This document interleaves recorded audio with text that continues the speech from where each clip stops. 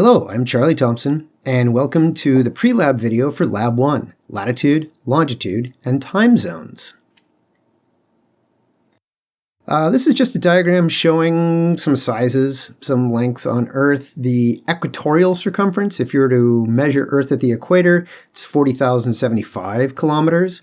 If you were to measure Earth going from the North Pole to the equator to the South Pole and back up to the North Pole, that's only 40,008 kilometers.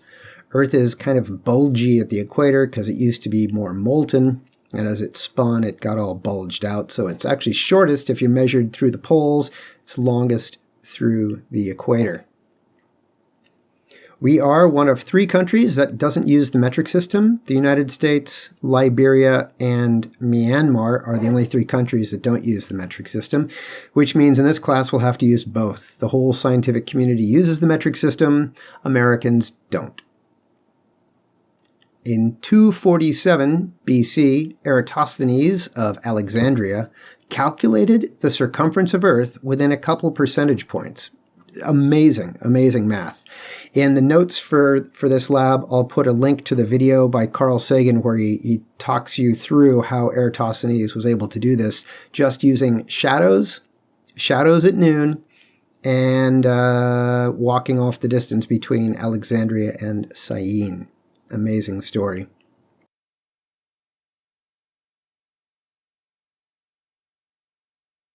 So, Earth's locations and time zones. The whole point of latitude and longitude is to make a grid, and the whole point of that grid is so that we know where places are. So that, for example, you can go back to them. You know where you are, you know where other things are. That's the whole point of the geographic grid. There are lines of latitude. They are called parallels because they're all parallel. They run east and west, but we use them to measure north and south. And then there's lines of longitude. The lines of longitude are used to measure how far west or east from the prime meridian you are. So the lines of longitude run north-south, but we use them to measure west-east. The lines of latitude run east-west, and we use them to measure north and south. So let's go through latitude for starters. Latitude is the degrees that something is either north or south of the equator. If it's on the equator, there's no angle, so the latitude is 0. Lines of latitude are called parallels because they're parallel. The equator is the longest line of latitude, and as you get away from the equator, the other parallels get smaller and smaller and smaller until you get to the North Pole, which is just a dot. So the 90th parallel north is, in fact, a dot. So now we've got a diagram. If you were to measure from the equator a 49-degree angle and then mark it, and then measure another 49-degree angle over here, and then connect all of those dots, you would end up drawing what is the 49th parallel. So the line that you would make by connecting all the dots that are 49 degrees north, that's the 49th parallel. The equator is 0 degrees, the North Pole is 90 degrees north, the South Pole is 90 degrees south.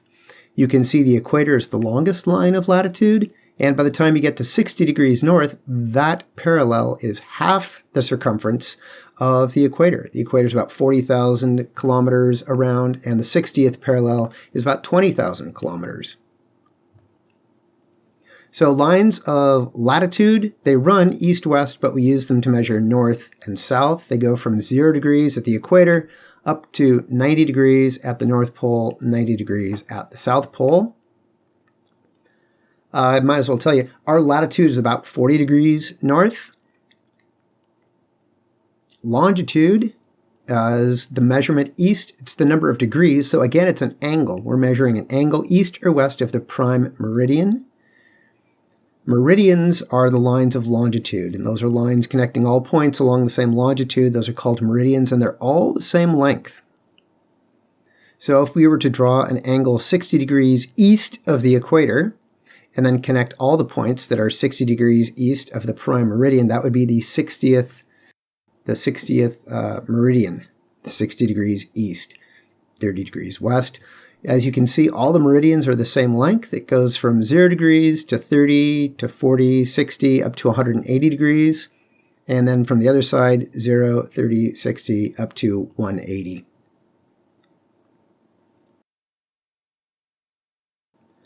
So the equator, 0 degrees, 15, 30, 45, 60, up to 180 degrees.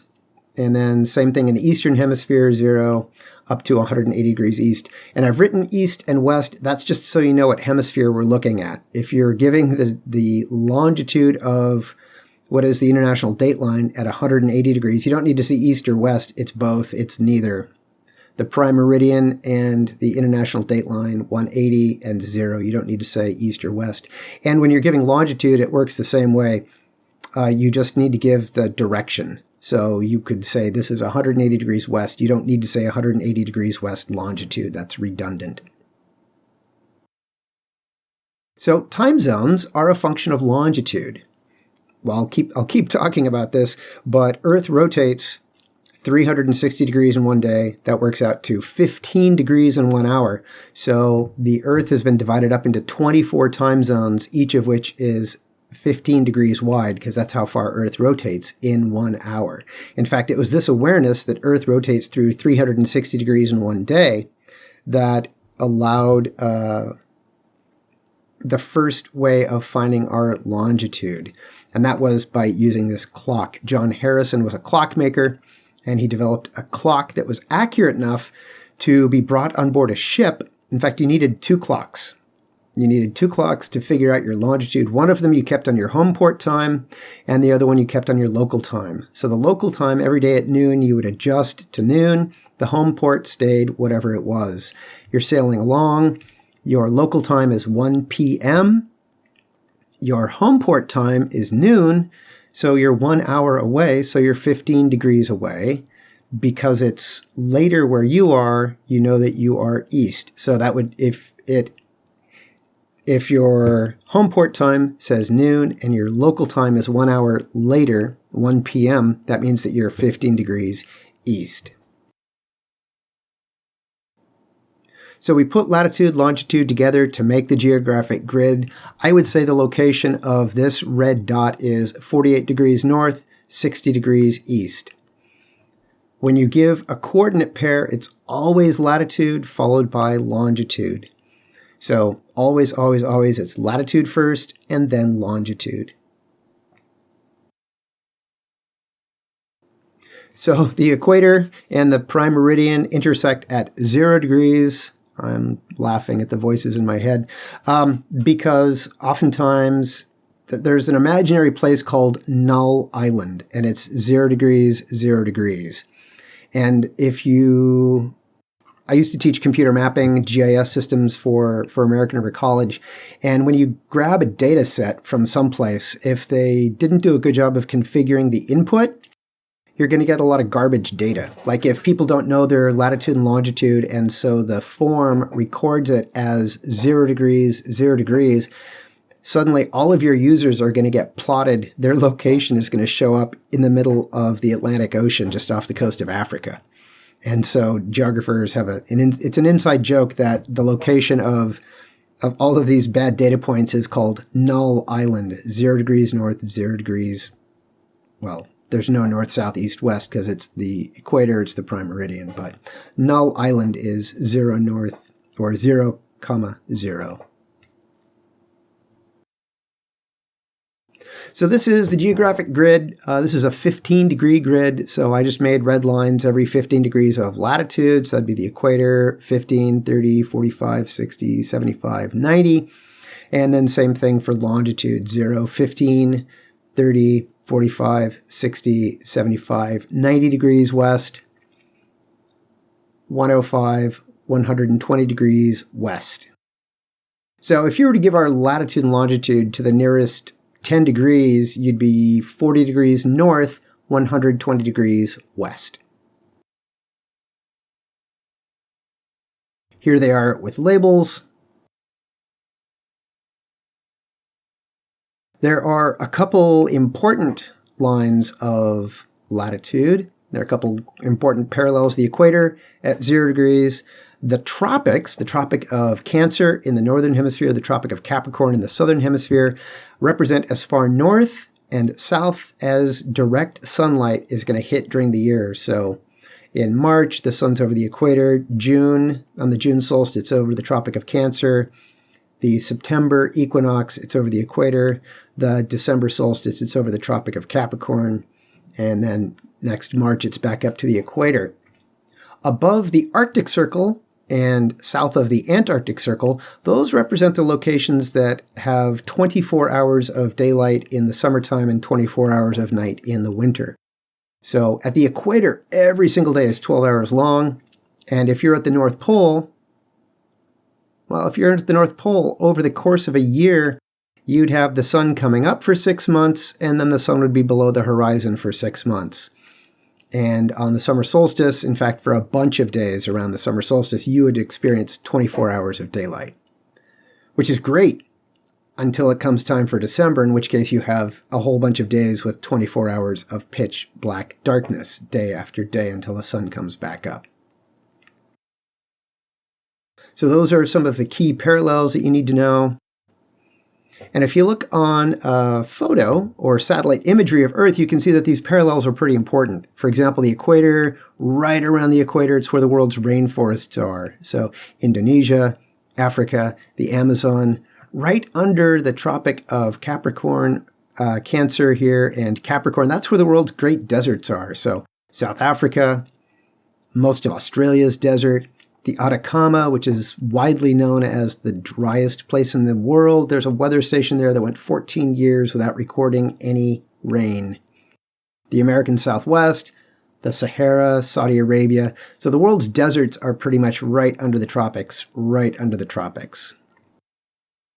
In lecture, I'll make a big deal out of some of the zones of latitude and what those actual latitudes are. Equatorial going from 23.5 south to 23.5 north. The subtropics, right below the tropics. The mid-latitudes, where we live.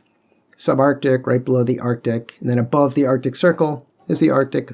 Below the Antarctic Circle is the Antarctic. Diagram from the book. You don't need to know this for lab, but it's important because the latitudinal zones have totally different weather, totally different climate. So latitude, I'm just going to tell you this throughout the entire semester. I've been teaching geography for 20 years, and here's what I've learned. 95% of everything we will talk about in physical geography can be explained from latitude. And if it's not latitude, it's plate tectonics. So here we have ultraviolet light coming in over the course of a year, and you can see there's a very clear latitudinal pattern going from the equator. And as you get away from the equator, there's just less ultraviolet light over the course of a year. I just said 95% of everything is latitude, and if you can't explain it via latitude, it's plate tectonics. So this pink area with higher ultraviolet light, this pink area here with higher ultraviolet light, that's caused by high elevation, caused by mountain ranges, caused by plate tectonics. So because these places are higher, the atmosphere is thinner, and less of the ultraviolet light is filtered out before it hits the ground, so there's higher amounts of ultraviolet light. Ultraviolet light, it turns out, is necessary for us to be healthy. Our skin needs to be exposed to ultraviolet light in order to manufacture or synthesize vitamin D. Nowadays, we get it through processed foods, but back before the 1950s or so, people living at higher latitudes, for example, in the former Soviet Union in the winter, because they would have had really short day length, they actually would bus children south so that they could get hours of daylight, so that they would get vitamin D. One of the big obvious effects of this is human skin color. Because ultraviolet light is very powerful, it breaks apart DNA. So the regions of the world with the highest amounts of ultraviolet light are the regions of the world where the people that have been living there longest have darker skin tone. You can see higher latitudes have lighter skin tone. Because they're getting less light, too much melanin that would protect them from ultraviolet light would block the ultraviolet light, and they wouldn't get enough vitamin D. If you don't have enough melanin to protect your skin, then you're in more danger of skin cancer in these regions. So skin color is just a function of latitude because ultraviolet light is just a function of latitude. So, time zones. There are 24 time zones. They are 15 degrees wide. Well, theoretically, they're 15 degrees wide. In reality, they get broken up and they zigzag so that you don't split a state, so that just part of the state would be an hour off. The international date line zigzags to avoid splitting countries, like it should run through this part of Russia. So if the international date line really was just the 180th meridian, right here, this part of Alaska, it would be Monday, and on the other side, it would be Tuesday. It'd be 7 o'clock in the morning Monday, 7 o'clock in the morning Tuesday. So the international date line zigzags around the island nation of Kiribati so that they didn't have to cut that up into 2 days because that would be confusing. There's a couple places that have weird time zones. I'm not going to ask you about weird time zones on the test. They're half an hour off, 15 minutes off. So here we've got earlier times, midnight, 1, 2, 3, 4, 5, 6, 7, later. So as you move eastwards, it's later. In Los Angeles, if it's Pacific, we're in the Pacific time zone, so Los Angeles, San Francisco, Sacramento, Pacific time. If it was at 11 o'clock in the morning, it would be 1, 2, 3 hours later in New York. It would be 2 hours later in Chicago, 1 hour later in Denver. As you go east, it's later because that's the way Earth spins. Earth rotates from west to east. So some other, here's another time zone map. This is, I believe, the CIA's time zone map. You can see across the ocean, the lines are nice and straight, but then as the time zones move over land, they move around, like I said, to avoid splitting up states. I think this is a really good diagram. You can see how far off from Greenwich you are. So here's 0 hours. This is Greenwich. 1 hour behind, 2 hours behind. So if it was midnight, it would be 11 o'clock, 10 o'clock, 9 o'clock, 8 o'clock, 7 o'clock, 6, 5, 4 o'clock in the morning. So you could just take the time in Greenwich, it would be midnight, and subtract 8.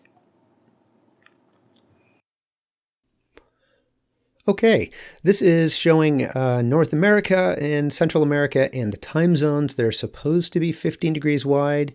We are in the Pacific time zone. We are 8 hours behind Greenwich. They are 8 hours ahead of us. If it was noon where we are in the Pacific time zone, if it's noon here, it's 8 p.m. in Greenwich or UTC time. It would be, we're 8 hours behind. Mountain time is 7 hours, Central is 6 hours behind Greenwich, and Eastern is 5 hours behind Greenwich. So from Pacific to Eastern, there's a 3-hour difference. New York is 3 hours ahead of us. Each of these 15-degree wide time zones, I mean, it's obviously not 15, but we're just going to pretend that they're 15. Each of these 15-degree wide time zones has a controlling meridian. Those controlling meridians are 15 degrees apart. Starting with 0, our controlling meridian for the Pacific time zone is 120 degrees west. So extending for 15 degrees on, 7.5 degrees to the west and 7.5 degrees to the east is 15 degrees. So the the Pacific time zone goes from 127.5 to whatever 120 minus 7.5 is. So our controlling meridian is 120 degrees west.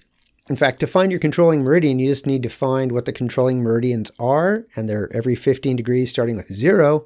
And then whichever meridian you're 7.5 degrees closest to, you're within 7.5 degrees of, that's your controlling meridian. So if I said, hey, you're at 124 degrees, what's your controlling meridian? You'd go, well, 124 degrees west, that's within the Pacific time zone. It's within 7.5 degrees of 120 degrees, so I'm in the Pacific time zone. If I said your longitude is 137 degrees west, you'd go, oh, well, in that case, I'm in whatever Greenwich Mean Time -9, whatever the name of this time zone is, because you'd be closest to the controlling meridian that's at 135 degrees west. So these are the North American time zones and their controlling meridians.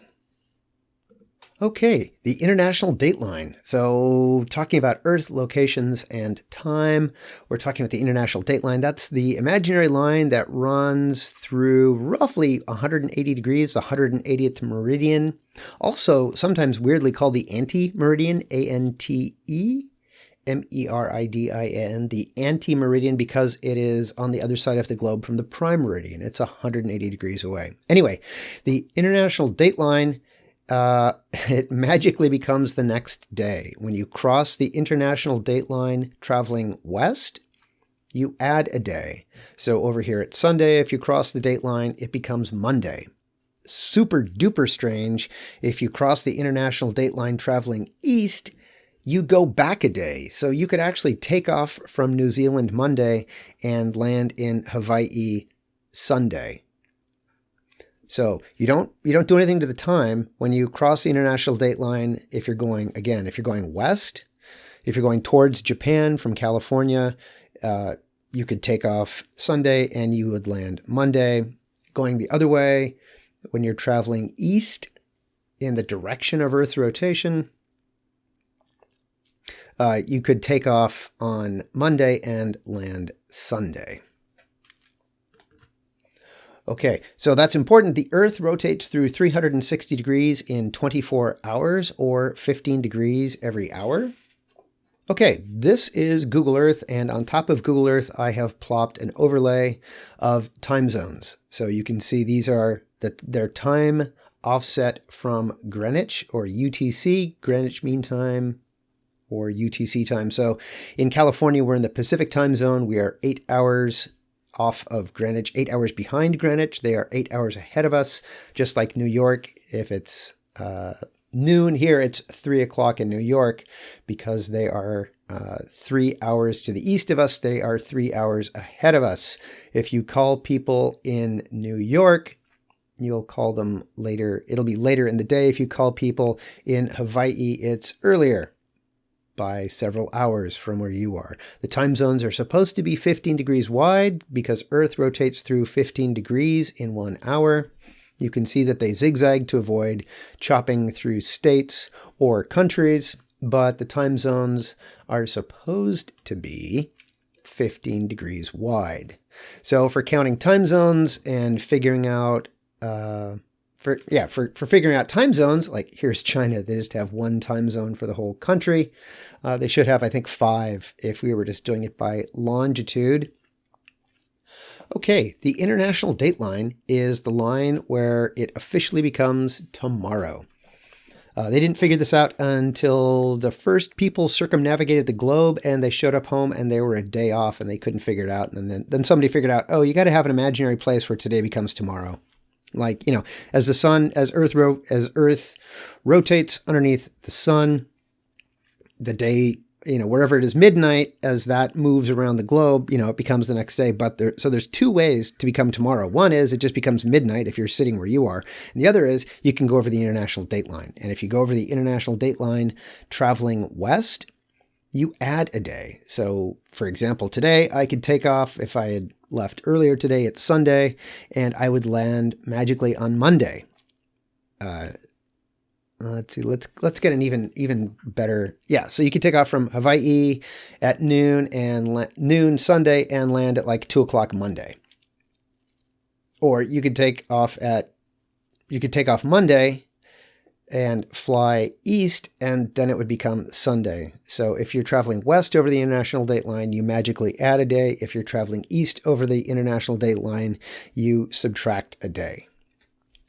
And all of this is because Earth rotates from west to east. Earth rotates from west to east. Earth rotates through 15 degrees. This is like a top view, so this would be the North Pole right there, showing that Earth rotates through 15 degrees in 1 hour. So that means that we can figure out how far apart 2 places are in degrees of longitude if we know the difference in time between them. This was also the same idea that allowed John Harrison to make the first clock that was used to measure longitude accurately. So, Earth rotates 15 degrees in 1 hour. Earth rotates eastward. The sun rises in the east. New York sees dawn 3 hours before California does. Whichever time is later, that's the one in the east. So, for example, if you called your friend and you said, hey, it's noon where I am, and they said, oh, it's 2 p.m. where I am, they are to your east. If you called a different friend and they said, well, it's noon It's noon where they are. I'm sorry. It's noon where you are. It's still noon where you are. You call another friend. It's 10 a.m. You know they are to your west because it's later where you are. Whoever's later, they're to the east. So that's another part of it. The two parts to solving longitude and time are the time, figuring out the time, and then how many degrees that means. And the second part is who's to the west, who's to the east. Whoever is later. If it's 4 p.m. for your buddy and it's noon where you are, they are 4 hours later than you. They are to your east. You are to their west. So longitude from time, Earth rotates 15 degrees in 1 hour. 1 hour difference in time between two locations means that there's exactly 15 degrees of longitude difference. Time in hours times 15 tells you how many degrees they are apart. So Earth rotates 15 degrees in 60 minutes. You could simplify that and go, well, 1 degree in 4 minutes, which would be a unit conversion, because then we're going from degrees, we went from hours, 1 hour into 60 minutes. So that would be a unit conversion, hours to minutes. Hours times 60 equals minutes. So what if you're given minutes? Like most of the questions, I'm going to give you time. And I'll try to make it easy because I'm really concerned with you getting the idea. Earth rotates 15 degrees in 1 hour. What if your instructor's a jerk and gives you minutes? Well, convert them to hours would be one way of dealing with that. So minutes divided by 60 will give you the hours as a decimal. And then you just take the decimal and multiply that by 15 to find how many degrees. Example. I don't know. You and your buddy notice you're in different locations. You notice that the sun is 18 hours apart or 18 minutes off. 18 minutes divided by 60. So 18 minutes is 0.3 hours. 0.3 times 15 is 4.5. So your buddy is 4.5 degrees away from you. And in this example, I didn't give you any of the times or any of the longitudes. If you knew your time and longitude, you'd know which one of you is later. Whoever it's later in the day, they are to the east. And if you knew one longitude, you'd know, well, they're 4.5 degrees apart. So either somebody's 4.5 degrees east or west of the other person. And if I gave you more information, you could figure that out. I wanted to just focus on, if I give you minutes, that's not like 1.5 hours. What are you supposed to do? Minutes divided by 60 will get you the hours as a decimal. You just take that decimal, multiply it by 15, and you get the number of degrees. So it's noon where you are, it's 9 p.m. where your friend is. How many degrees away are they, and in which direction?